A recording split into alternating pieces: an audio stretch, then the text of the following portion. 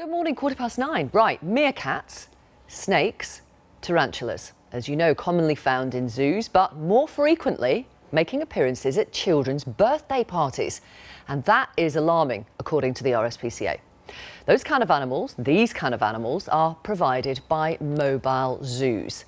That, by the way, is a bearded dragon. But this programme has learned that from next year, such businesses in England are going to need special licences. That, by the way, is a tarantula, but you probably knew that. And that is I think that's still the corn snake, isn't it? Imagine that at your kid's party. Anyway, it comes as the RSPCA tells us that many animals used for parties are being kept in poor, cramped conditions and handled inappropriately. The Scottish Government is also planning new regulations, and the Welsh Government has just finished a consultation on the issue too. However, some animal welfare groups want to see an all-out ban on mobile zoos. Our reporter Emma Ailes has been investigating. Is it a boy or a girl? This is Beryl. She is cute. I think she's cute as well. So Beryl is my 1-year-old corn snake. So if you keep your hands nice and flat for me. Today is Ophelia's 11th birthday party. She's having a visit from Sarah, who works for a mobile zoo company that only uses smaller reptiles, insects and mammals. They say they would never use larger exotic animals like meerkats or raccoons. I always set out with my 3 rules. So they are stay quiet, stay still, and make sure you wash your hands once you're finished. And if I feel like any animal is being mistreated or mishandled, then I simply remove it and they don't get to touch the animal again. I have had parties like that where the children has been a bit too grabby or they've been a bit too hard, and I've said to them, right, you're not touching the next animal. So this is Rosie, guys. And Rosie is a Chilean rose tarantula. She's not gonna bite, is she? She's not going to bite, no. She has never bitten anyone. This party really wanted a gecko, but unfortunately my gecko has damaged her eye, so she is unavailable to come out. If they're injured or sick in any way, they do not go. All right, guys, so unfortunately we have run out of time. Okay, so if I could just ask you all to wash your hands, that'd be amazing. And thank you all very much for listening. Let's talk to Joshua Jameson, who's been running the mobile zoo company Wild Science for the last 3 years. Isaac McMahon is here. He's an animal education presenter at the same company, and he's brought some of their animals with him today. We've taken advice from the RSPCA, by the way, to ensure that the animals who are here today are kept and looked after appropriately. Simon Airy's with us. Simon's been running a mobile zoo in Shrewsbury for over 30 years, and Gilly Mendes Ferreira is from the animal welfare charity, the Scottish SPCA. Welcome all of you. Okay. Who have we got here? So we've got Delilah. She's a bearded dragon.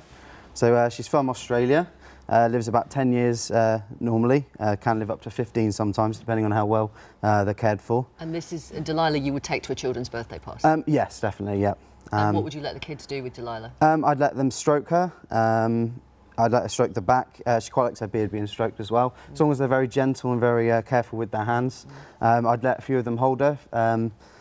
I'd have to obviously make sure that they were very comfortable with holding her, and they were doing it correctly and not being too noisy as well. OK. Are you happy then, Isaac, to get Rose out, the tarantula, and possibly, I've forgotten the name of the snake. Toffee. Toffee, of course. Joshua, tell me how these animals are kept when they're not at kids' parties. What sorts of conditions? Well, I think the key to their, their well-being is to do everything on a small scale. So all the staff keep them at home as pets. So they all live in a pet environment, so it's safe, secure, dry, vermin-free. And they get close human contact as well, so providing enrichment through handling or toys, but also monitoring their health as well. So whether it's prompt vet care where necessary as well. But I think the most important part is the relationship between the animal and the handler. I think it's key for the animal's well-being that they have a profound level of trust with the person looking after them. And it creates a sort of mutual understanding between the two, which is important for the demonstrations. And then we have the same person looking after them at home, taking them out, so they're going through the transportation process as well. So, Isaac, the transportation process, I'll come back to. Isaac, what animal do you look after at home as a pet? All of these are all looked after by me at my house. Right. Do you have others? do have others, yeah. How many pets have you got? Quite a lot. Not many? I mean, if I had to guess, about 12 without Right. going over it. All the reptiles and inverts are kept in a room that's warmed up because obviously they need warmer temperatures, whereas the mammals are kept separately in other rooms. Toffee's moving. Oh, yeah. You're obviously used to it. But I mean, why is it all right for kids to be handling Toffee? Because Toffee's very very docile. She's really just likes to come out and say hello. I mean, she's very smooth. It's nice for kids to be able to have different textures from the animals. Nice for them to see something like a snake that's a bit different and challenge their fears, because a lot of children obviously have fears of snakes. So it's good to kind of show them that snakes aren't how they think they are, how they're portrayed in other media. But anyone can set up as a mobile zoo, can't they? They can indeed. I mean, the only time you would need a licence is, as Joshua said, if an animal is endangered or dangerous, then you need a licence. Otherwise, all you need is a DBS check and public liability insurance, and anybody can set this up, which is always going to be a danger. I think 32 years ago, I was the second person in Shropshire, and as we just said, there's 200 people nationally, and there should be some legislation which maintains standards. And what is the danger? Are you talking about danger to the animals or danger to children at the parties, or what? If it's done correctly, there is no danger to children or the animals. If it's done incorrectly, as we've seen in the past, there is obviously a potential for animals to be kept in insufficiently large or correct environments. You know, these animals need specific environments. It's quite easy to provide that, but unless somebody's checking your premises on an annual basis, why would you need to comply? How would you know, Joshua and Isaac, that whether Rose, the tarantula here, was in distress if she was being held by a child? How would you know? Well, it's actually down to the handler. They know them best. So, Well, go on then. How would you know?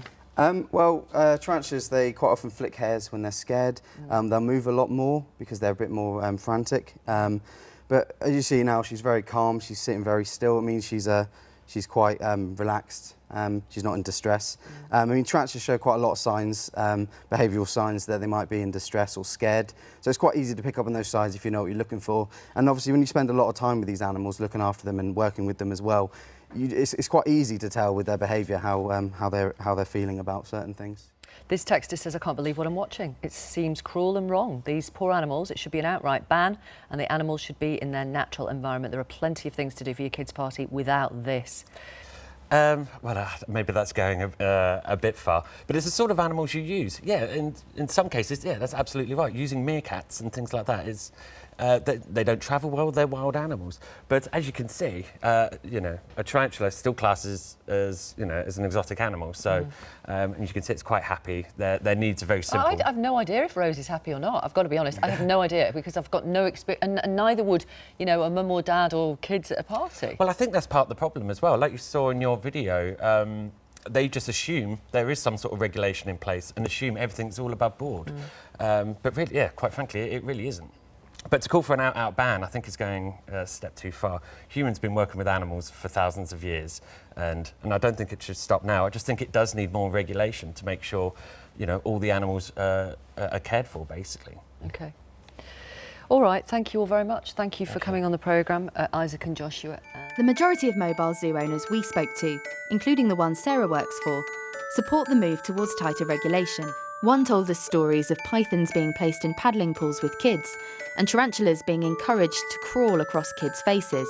Many operators hope stricter laws, licences and spot inspections would shut out disreputable companies, which they feel tarnish the whole industry's reputation.